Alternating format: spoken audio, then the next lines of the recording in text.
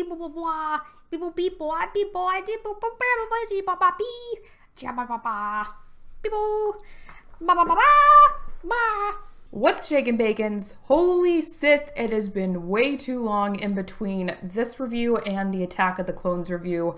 I don't have any excuse, so I'm not going to make them.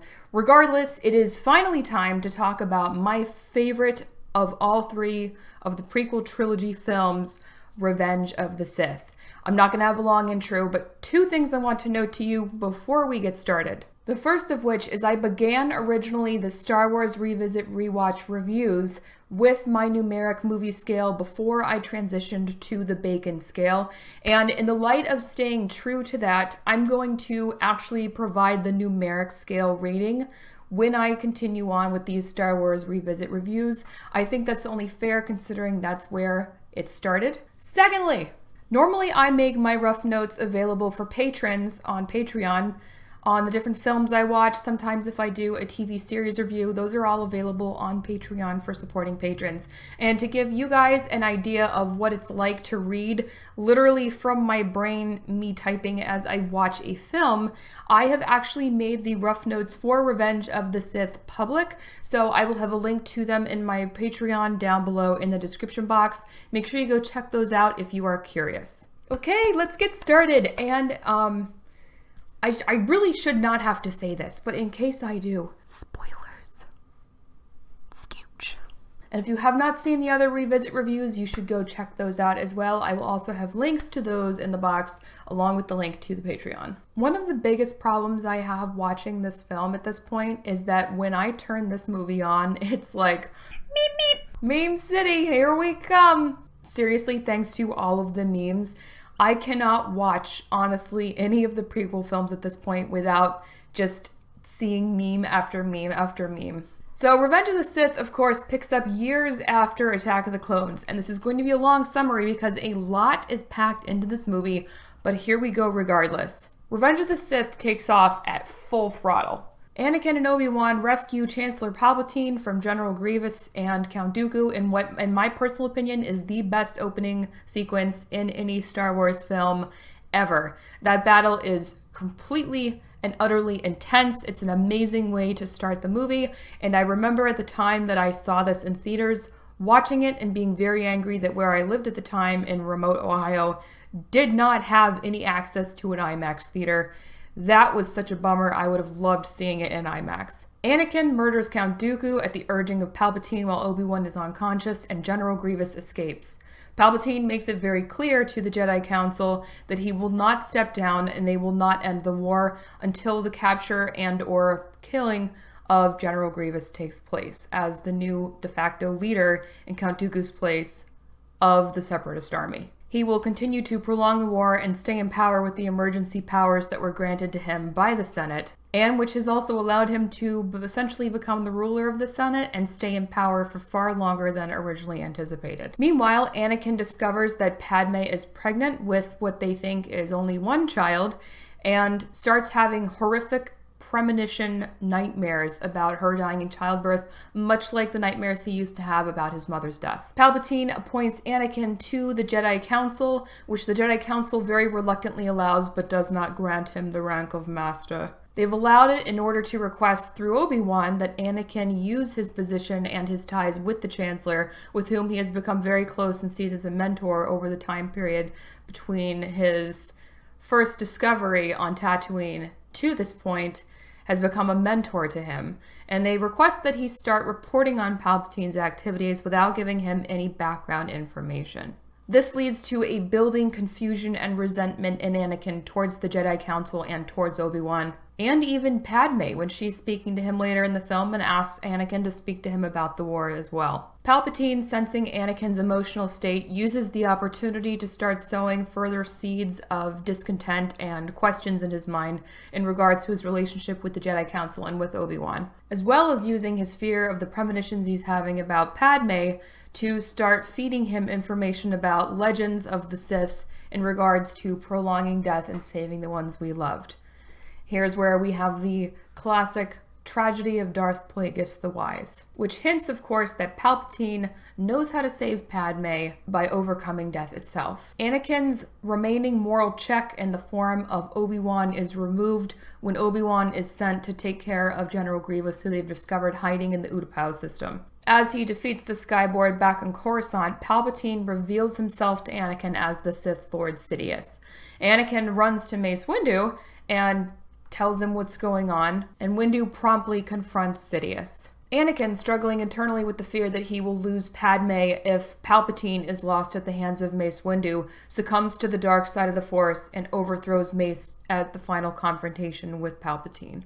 He then leads a full-scale murderous assault on the Jedi Order, and then against the Separatist leaders on Mustafar, as Sidious has directed him to tie up loose ends. In the meantime, the clones are executing Order 66 at the behest of Chancellor Palpatine, who has now revealed himself as the Lord Sidious, and reforms the Senate into the Galactic Empire that we came to know in the original trilogy. Yoda and Obi-Wan both managed to survive the execution of Order 66 with the help of Senator Bail Organa, and after Yoda and Obi-Wan return to the Jedi Temple to warn other Jedi potential survivors to stay away, Yoda goes to confront Lord Sidious, while Obi-Wan goes to confront the new Lord Vader by stowing away on a ship with Padme after he reveals that Anakin has fallen to the dark side. Anakin believes that Padme has betrayed him to Obi-Wan, ironically kills her himself, or chokes her at least to the very verge of death,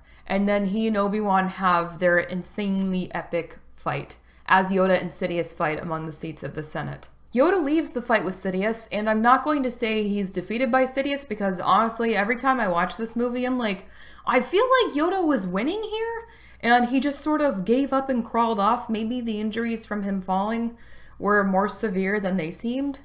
Don't know, but Yoda leaves the fight with Sidious, whereas Obi-Wan gains the high ground and cuts off Anakin's legs and leaves him a charred marshmallow of a man on the banks of the lava flow on Mustafar.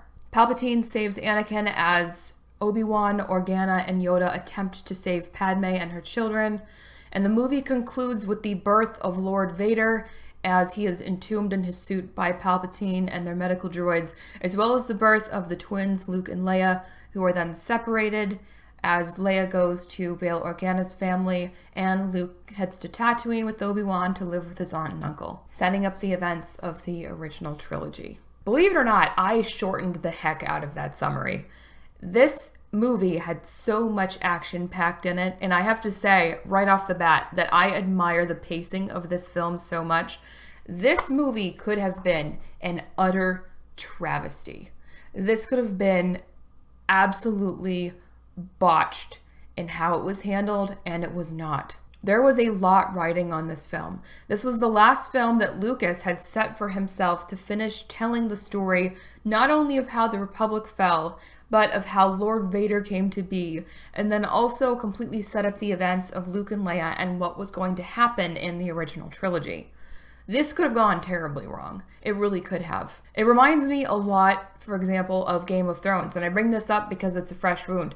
There was a lot riding on the final season for Game of Thrones, but unlike the Game of Thrones writers, George Lucas pulled it off. And I've never actually really thought about just how much was packed into this movie until writing this review, but it is genuinely impressive. Much was improved in this film, and actually, this came out in 2005, and the fact that it came out almost 14 years ago and it holds up this well is very impressive to me. The opening fight sequence in CG, the battle choreography, the fight choreography, the new aliens and beings and technology, the sets and the side characters are all so well done that if I had not had any context for this film and I was just introduced to it now, I honestly would not have been able to tell that this film is 14 years old, because I think that this film still looks better than a lot of the movies today that are coming out. This film feels ageless. The sheer production value and the film choices, with the exception being the million freaking wipe transitions, holy crap wipe transitions, are still way better than many movies and shows today. There's no way around it. It's great. And it's because George Lucas is a visionary. He is not always the best at depicting his vision onto the screen, which we saw in Phantom Menace and what we saw in Attack of the Clones particularly. And I would contend that this can be a common finding among writers. What they are producing in terms of what they're writing can be top-notch, but often there are producers and directors and editors for a reason. They can be a great boon to a writer when enhancing or streamlining their work, and you can see the lack of that in the first two films in this trilogy. But it is in this third one that Lucas's skill as both a writer and a director, I think, really shines. Here in this third film, where you see all of these strings and all of the setups from the prior two and even the original trilogy finally coming together and forming a cohesive picture, that is truly where his skill comes out to play. You see Anakin's final fall, the formation of the Empire from the ashes of the Republic that Palpatine has torn down around their heads without them noticing, and you see the collapse of the Jedi Order as a result of their own negligence and the scheming of the Sith. I mean, this film is a wonderful conclusion, if you will, to the story that we began back in episode 4. And speaking of writing and Revenge of the Sith, I highly encourage you, if you enjoy reading and you have not yet read the novelization of Revenge of the Sith by Matthew Stover, to check that out. I'll also throw a link in the description box to that one. His novelization is head and shoulders above the other novelizations for the film series, and I say that with the utmost respect, especially for Alan Dean Foster, but Matthew Stover really does transcend what I would have expected from the written representation of this movie, and it sheds a lot of light and further background information into the characters and the events that are transpiring in this film. And it really does enrich the story as you rewatch the movie, so I do highly recommend reading that. And the film has many strengths. I mean, the writing's only one of them. There is a beautiful balance in this film struck between the politics that have always played a large part in Star Wars, because that is part of what the story revolves around, is the politics of what has happened with the downfall of the Republic and the rise of the Empire, as well as the inner machinations of the Empire as different officers and of the Sith themselves jostle for power. And between the battles and the fight sequences and basically the pure action of this movie, there's a beautiful balance, and the pacing does not drag. It is wonderfully paced throughout the entire movie. The story does also a great job, I think, at depicting the full inner turmoil that Anakin is experiencing. I do think that one of the major weaknesses of this film is his seemingly final split-second fall to the dark side during the final confrontation, but I plan on discussing that later. But Revenge of the Sith itself, the large majority of it, does a great job at showing and fully demonstrating the many directions and emotions that Anakin felt himself being torn apart by. Obi-Wan, Padme, Palpatine, and the Jedi Council itself were all constantly pushing and pulling him in different directions. And as someone who was already so emotional since he was a child and barely kind of held himself together in normal situations between the trauma of his past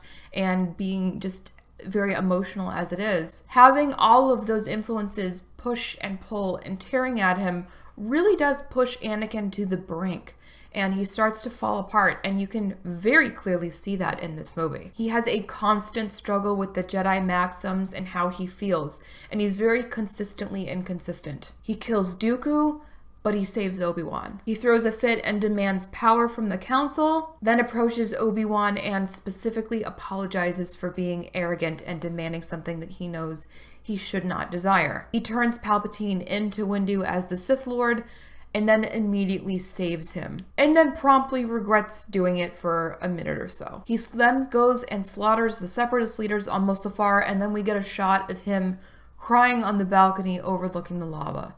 We are getting to see a great depiction of the turmoil that this man was experiencing. Anakin was very much blinded by his emotion and blinded by love, like what he was discussing with Padme on the balcony in the same film, and it became his downfall. And it's not just love for Padme, it's love for Palpatine as a mentor, and it was his love for Obi-Wan as a mentor. And let's be honest here, Anakin was not a stupid individual. He probably guessed or suspected that Palpatine had some kind of dark side influence or leanings after the conversation about Darth Plagueis the Wise. But the love that we're talking about can not only just refer to a romantic love, but there's also a friendly love. You know, you've got him interacting with someone who has taken a special interest in him and who has acted as a father figure and as a mentor for him since he was young. And that can come into play also as a factor that blinds him to the flaws of someone else. Every time I watch this movie, I am so consumed by the what ifs, because there could just have been a few little things that were different, and you wonder, what if this had happened? Maybe Anakin would not have fallen if XYZ had happened, or if this had been a little bit different. It's very frustrating to rewatch the film and just like, you can sense it coming, all of like the little pins dropping slowly, and then everything just collapses. You know, like, what if Anakin had gone to Utapau with Obi-Wan? What if Yoda had actually given Anakin more than just a vague Jedi maxim when he went to him for help? What if Mace Windu had fully explained to him what was going on and why they were cautious around Palpatine? I mean, it might have protected his mind from Palpatine's influence, and it might have let him question things a little more, and it might have lifted those blinders that we just talked about. And that also ties into the mistakes of the Jedi that are on full display here to really show how it's not just Anakin that was the cause of the collapse of the Jedi Order. It was the Jedi themselves. And I talked about this in my Attack of the Clones review, where the Jedi have set themselves up as this mystical police-keeping force. And they're to be intimidating, and the people find them very mysterious and terrifying. They have these crazy powers that they use, and they have cultivated this mystique. And over time, as their order has built itself, it's roughly stayed the same. You have Sith that have evolved constantly to face what they perceive as the threat against them in the Jedi. And you have the Jedi that have not changed, and they've not grown, and they have not learned. And in fact, they have stagnated. And Yoda acknowledges this. And when they kept their secrets and they cultivated this view of them, it brought about their downfall. If they'd been open and honest, not just with Anakin, but with others within the Order, and then with more in the Senate and more in the Republic, it's possible that things would have gone a much different way. But by keeping themselves cloistered and fostering this view of them as untouchable and otherworldly and almost arrogant in many ways, because they don't deign to explain themselves to, you know, common normal people, it allowed Palpatine to sow the seeds of discontent against them. And then when he said that the Jedi have attempted a coup, people were able to buy into that because the Jedi had behaved this way. The fall of the Republic and the Jedi at the same time was very skillfully done in this movie. And I think this depiction also gives us the most chilling line in the entire series, which is delivered by Padme as Palpatine assumes power in the Senate and fully becomes the Empire. So this is how liberty dies, with thunderous applause. And I think it's a very powerful message, and I don't think it's any kind of coincidence that Lucas included that line, because I think that's something that's very important for everyone to consider when you're looking at news from a major media outlet, when you're looking at news from a corporation, when you're even reading some studies that are published. Every single thing that you encounter in our world, especially today, has a source of bias and has an agenda. And it is important to stay wide-eyed and open and educate yourself and make sure you're not being manipulated. And that is a huge lesson that comes through in this movie. And the difference between this lesson and other lessons that you see pushed forward in other movies is that this is done very, very, very well. It's not ham-fisted. It's not shoved in your face. It is organically woven into the plot, and it makes you think about it and mentally chew on it. And I'm mentally chewing on this now. We're here in 2019. This movie came out in 2005.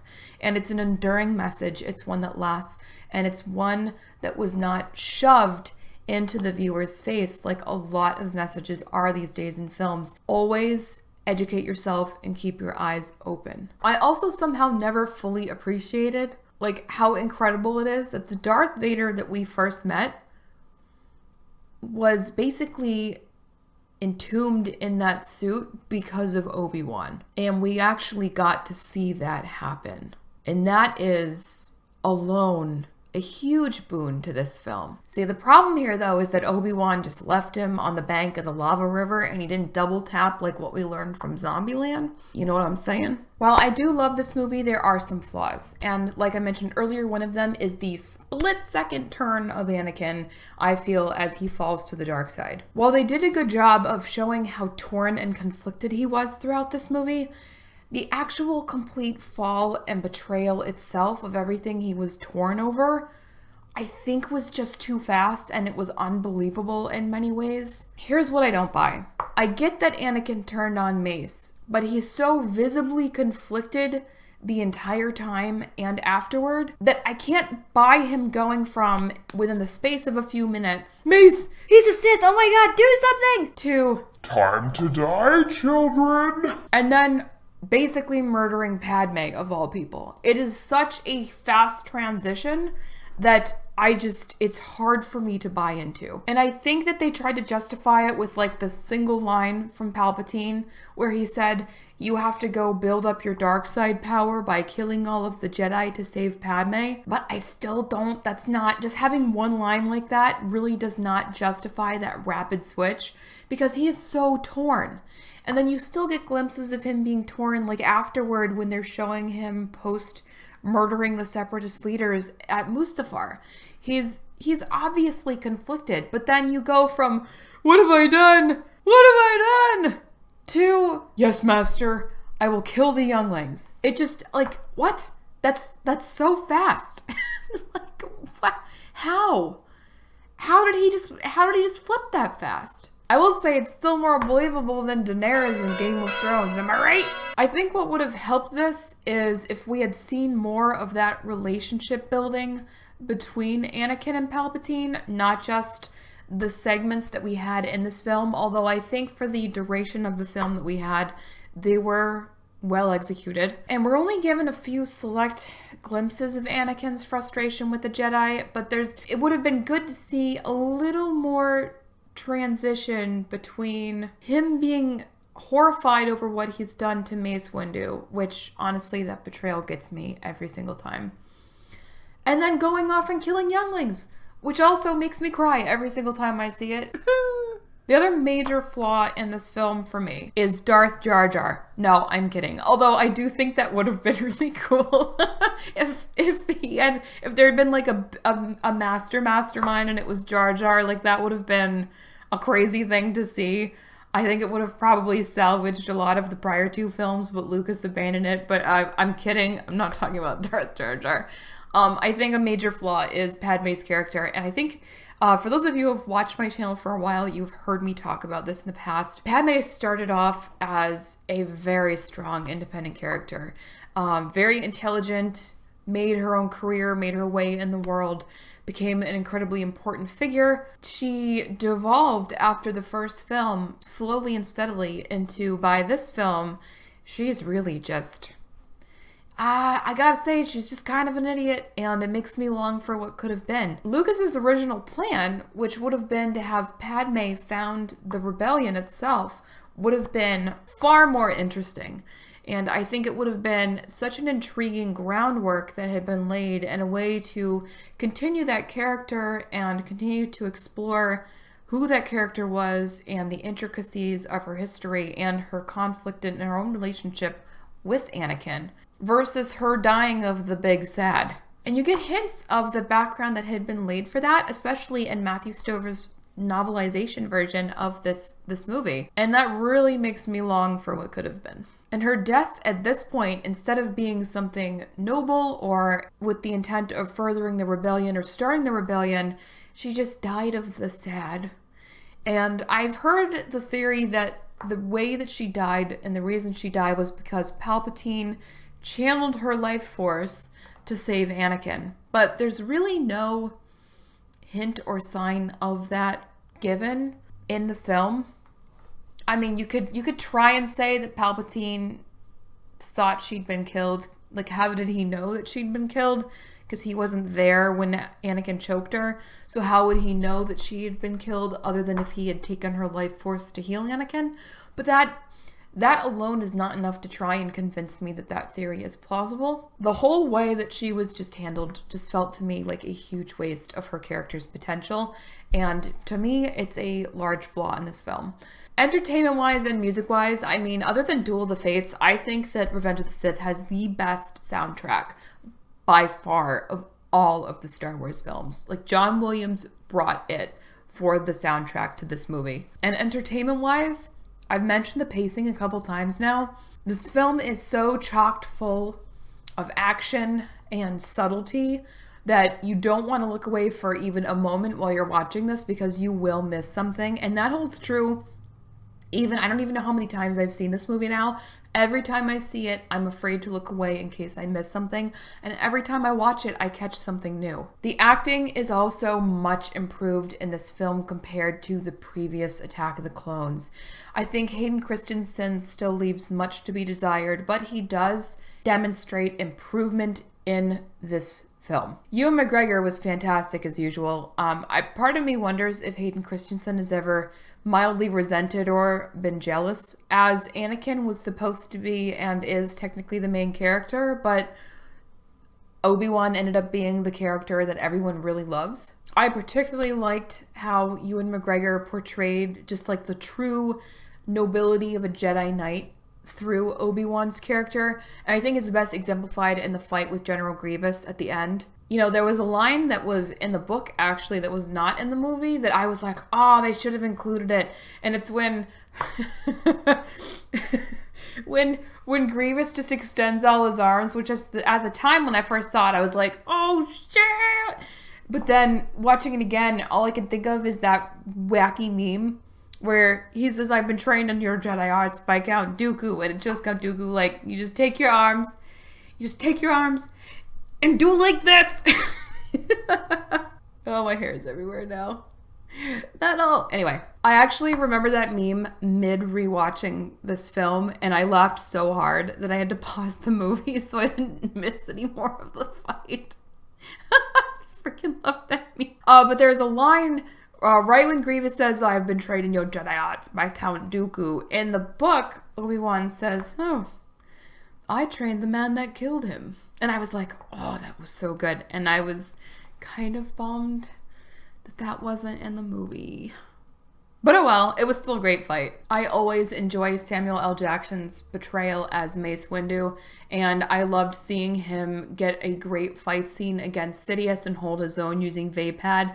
And one thing that I've never noticed before until I was rewatching this was during that fight, Samuel Jackson does like the full come at me bro arms at Sidious, which is fantastic. I also loved seeing Yoda square off against Sidious, and you see some fear on Sidious's part. And Yoda totally calls him out on it, which is great. If so powerful you are, why leave?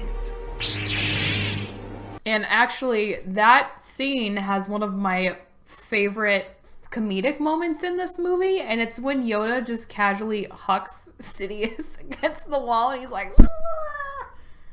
And I have said it before, and I will say it again, I truly think that Ian McDiarmid is the best actor in the Star Wars franchise.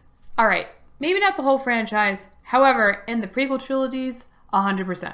The way he slips in and out and back and forth of his character of Palpatine to Sidious is so skillfully done that I think he delivers a singular performance.